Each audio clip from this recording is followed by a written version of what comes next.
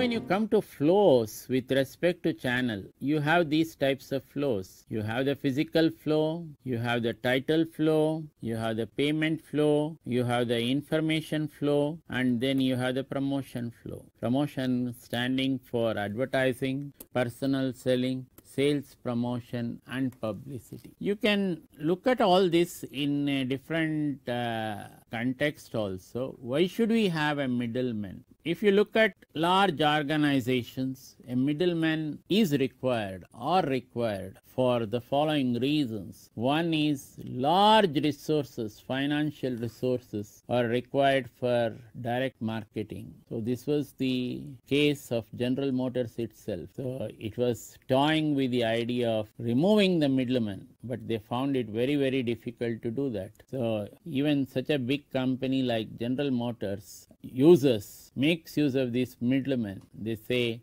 yes, they are required for effective marketing. Direct marketing requires producers to become middlemen for complementary products or other producers. For example, let us say you are a gum producer. A gum producer, he may have to become the direct marketer for a company which is making, let us say, erasers or pencils. So along with the gums, you are becoming the direct marketer for the other producers also. Now the other important consideration which organizations give before they say we will dispense with the middleman is, suppose I get into this middleman's activity, what is the return on investment? Suppose I concentrate on the other aspects of the organization, business, then what is the return on investment which I am going to get? Organizations have found that return on investment may be higher in other aspects of business. The fourth reason which organizations give is, all said and done, these middlemen are superior in execution compared to themselves. So there is a superior efficiency of middlemen which is coming into play, which organizations would like to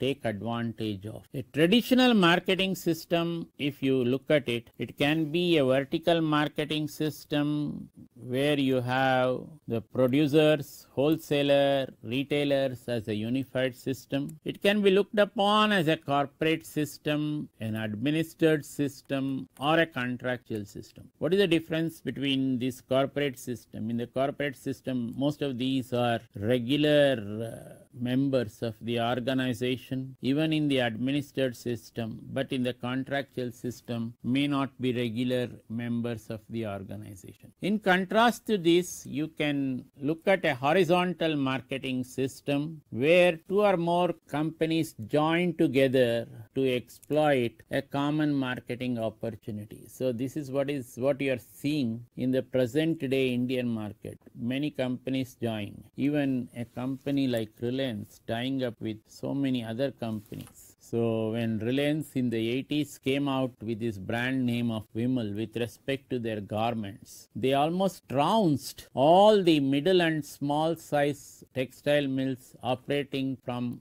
Gujarat. They almost went out of business, a large number of them. So in order to survive, what did they do? They joined hands together to provide competition to Vimal. The result was a very strong competition brand to Vimal in the name of Gordon. So the Gordon garments were as good as Vimal, but coming to the market at a lower price. So the Gordon gave these smaller and middle-sized textile units, particularly in Gujarat, the visibility which they thought they had lost due to Vimal coming into the marketplace. So Vimal, when it came into the marketplace, it said, I am going to provide you the men's garments, the women's garments, and also the children's garments, all under one roof. So whereas many of these many of these other mills, they were catering to individual segments. Some of them were in saris, some of them were children's garments. So when it came under the brand umbrella of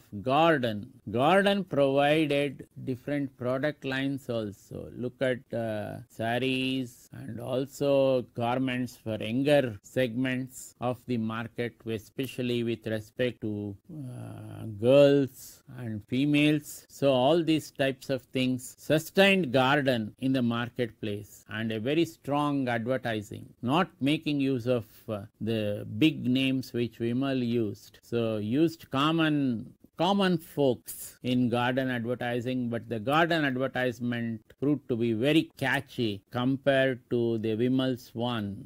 So the result is this trouncing of the small and medium size units, the textile units. It got a stop because of all these units coming together. Many times when you are having a channel, there can be conflict. There can also be competition.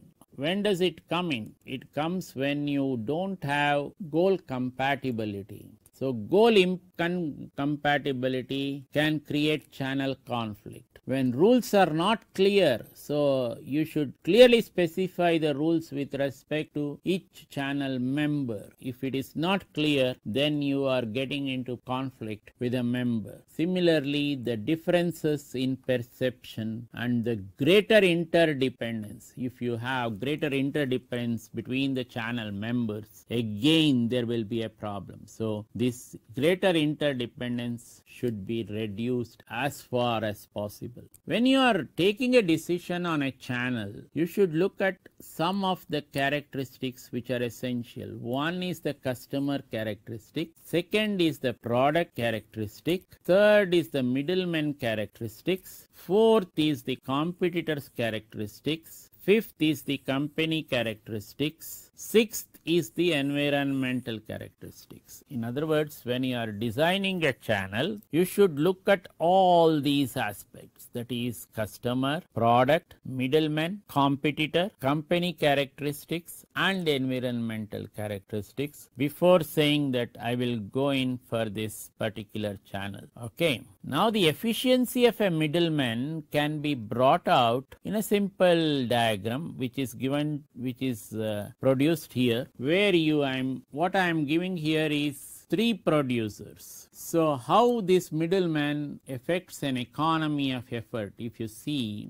let us say there are 3 producing units attached to each P here. So there are 3 consuming units. What is going to happen? The number of contacts which you are going to make with these 3 will be 3 into 3, 9. Note that there are 3 producing units and 3 consuming units, and each producing unit has 3 units producing under them. They contact the consumer. So the number of contacts which are made to the market, that is consumer representing the market, it will be P into C, that is 3 into 3. Now into this thing you throw a middleman. You introduce a middleman. What happens? All the 3 of each P becomes 1 because all of them will contact the middleman. So 1 P will be at 1, 1 P will be at 2, 1 P will be at 3. So what you are trying to do is, instead of 3 producers or products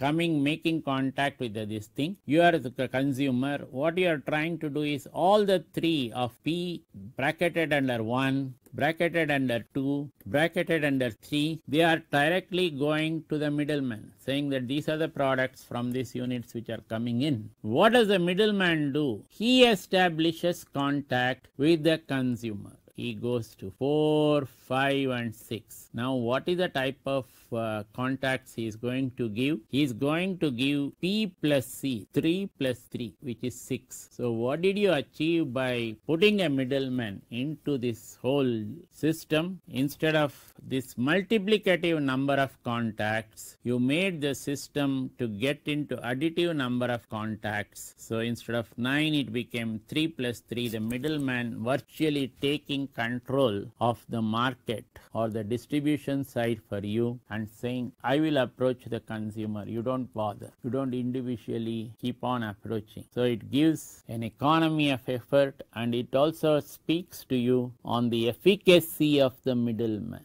Okay, we will stop here. We will continue in the next class.